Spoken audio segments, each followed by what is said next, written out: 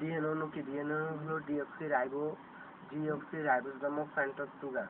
Adenine, guanine, cytosine, thymine নামক nitrogen গঠিত ক্ষারকসমূহ এবং ফসফরিক অ্যাসিড সহযোগে গঠিত ক্লোরোস্থ জৈব অ্যাসিডের নাম হলো কি? ডিএনএ। ডিএনএ হলো ডিঅক্সিরাইবোজ নামক পেন্টোজ সুগার।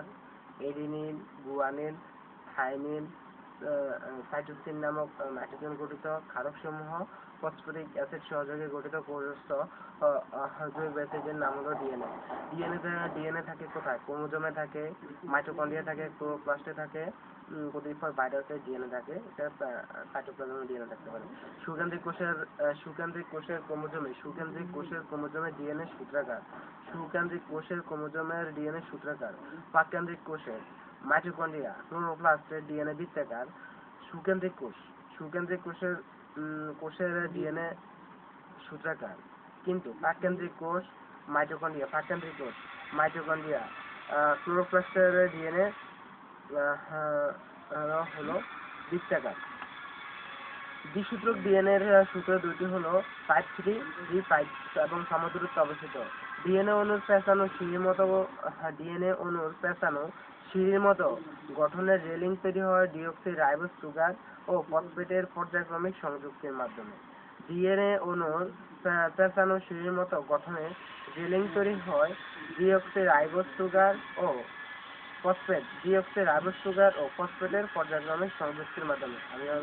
ডিএনএ অণুর পেঁচানো সিঁড়ির মতো রেলিং তৈরি হয় ডিঅক্সিরাইবোজ সুগার ও ফসফেটের পর্যায়ক্রমিক সংযুক্তির মাধ্যমে। দুইটি রেলিং এর প্রতিটি ধাপ তৈরি হয় জোড়া এডেনিন, থাইমিন, সাইটোসিন, গুয়ানিন যুক্ত হয়। দুইটি রেলিং এর মাঝখানে প্রতিটি ধাপ তৈরি হয় এক জোড়া এডেনিনের সাথে থাইমিন এবং সাইটোসিনের সাথে গুয়ানিন যুক্ত হয়।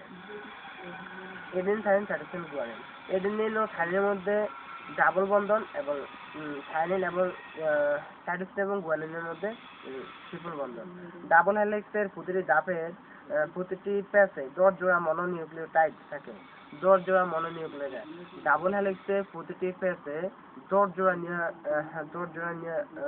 মনোনিউক্লিওটাইড থাকে।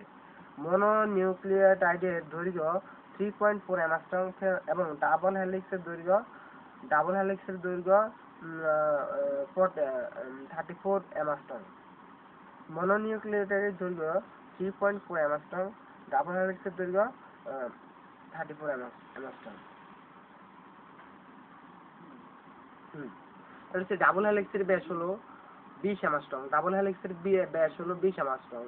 সিঁড়ির এক ধাপ থেকে অপর ধাপের দূরত্ব 3.4 অ্যাংস্ট্রম।